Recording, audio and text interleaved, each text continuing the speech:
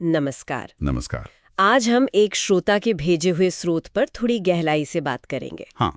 ये मत्स्य पुराण के कुछ अंश है।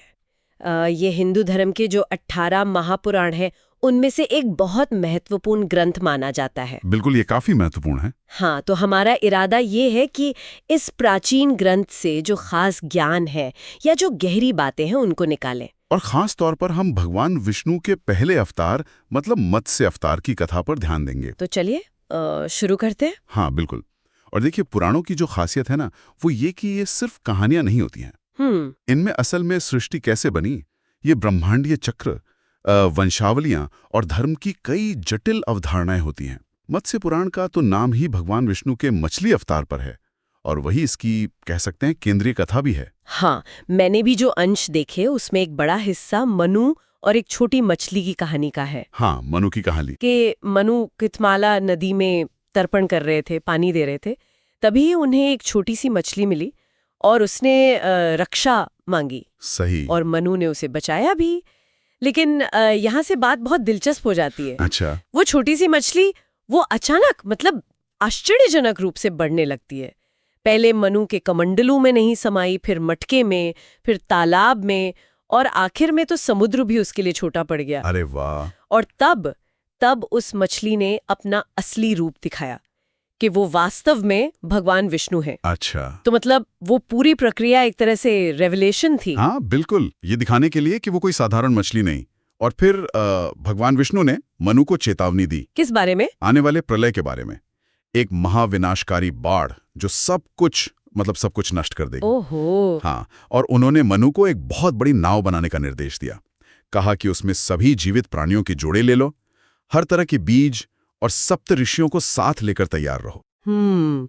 ये तो नूह के आर्क जैसा कुछ लग रहा है, पर हिंदू संदर्भ में। हाँ, कह सकते हैं, समानताएं हैं पर अपनी खासियतें भी हैं।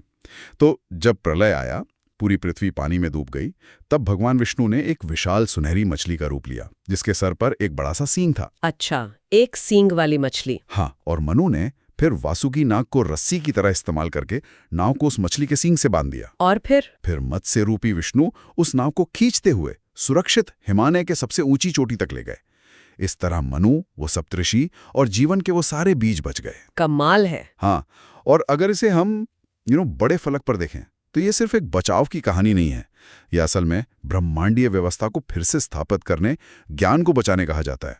कि विष्णु ने उस समय मनु को वेद सुनाए थे और धर्म की निरंतरता का प्रतीक है। ज्ञान का संरक्षण, ये महत्वपूर्ण है। बिल्कुल, ये एक तरह से सृष्टि का कह सकते हैं रीसेट था। ये मत्स्य अवतार की कहानी तो बहुत दिलचस्प है, लेकिन जो स्रोत हमें मिले उसमें क्या सिर्फ यही कहानी थी या पुराण में और भी चीजें हैं? नहीं, सिर्फ यही नहीं, पुराण बहुत विस्तृत होते हैं।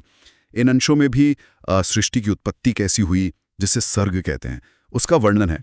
देवताओं और ऋषियों की वंशावलियां हैं, लंबी लिस्ट्स, विभिन्न मनवंतरों का भी जिक्र है, जो समय के बहुत बड़े चक्र होते हैं। अच्छा, वंशावलियां और समय के चक्र।